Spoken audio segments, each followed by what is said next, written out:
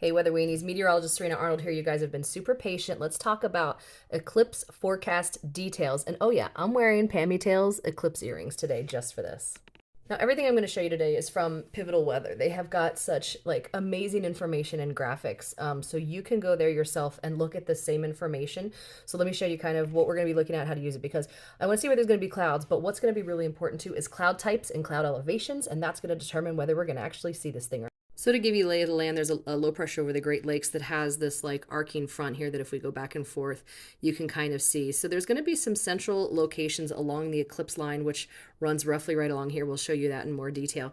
So a few places along there that there's definitely going to be some cloudiness, but we're going to have some clearness. And what I really want to look at, I'll look through the whole path, but I'm really going to focus in on New England, where we're going to see some more cirrus types of clouds and where we're going to have some more substantial cloudiness.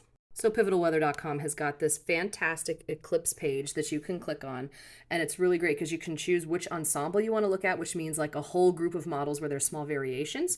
You can choose what you want to look at and for what location. And it's got this really great slider here at the top that'll show you what does the April 8th, 18Z run look like with every different successive forecast run. So this one was on the 5th at 10 p.m. This one's on the 6th at 4 a.m. And so you can slide this and see the variability from forecast run to forecast run from the exact same period of time. So these are short-term forecast models, and generally the pattern is good clearness through New England. Right as we start getting through like Erie, Pennsylvania, Eastern Ohio, Western New York, there's a band of clouds. When you get through Western Ohio, it clears up a bit, and then we've got cloudiness through Texas. Almost all the models agree on this clearness, cloudiness, clearness, cloudiness.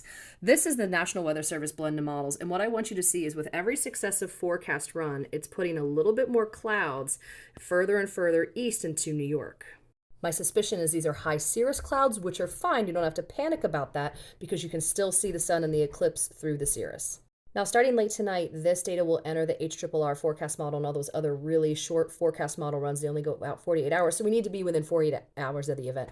So what I'm going to show you now is some moisture levels throughout the atmosphere according to the GFS model. The reason I'm doing this is because this is going to help indicate some cloud types, because there's really good news out there. There was a research paper that said, hey, these like cumulus kind of clouds, if they form, can obstruct the sun. But with the cooling you get, even during a part of the eclipse, you start to get cooling and subsidence falling air, and you actually get dissipation of these clouds during an eclipse. And then as soon as the sun comes back out again, like the clouds will form again. This will only happen with cumulus clouds.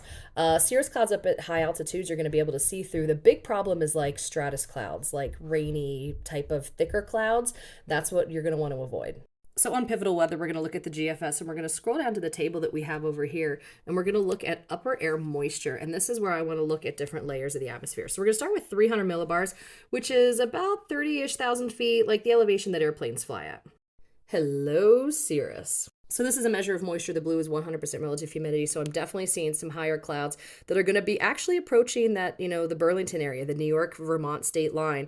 You're not seeing high clouds here, but we knew this was an area that was going to be obstructed. So these are going to be lower clouds. These are going to be thicker, rainier clouds. This is going to be the Buffalo area, Niagara area, Erie. You're not going to be able to get a lot of visibility here.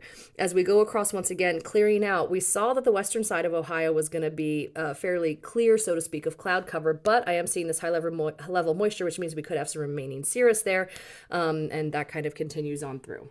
As we work our way down the atmosphere, this is now 500 millibars. Seeing some good dryness here, which really helps to substantiate the fact that we have cirrus here. Once again, this is showing where we've got those storminess conditions for those that are going to be heading to the Erie, Buffalo area.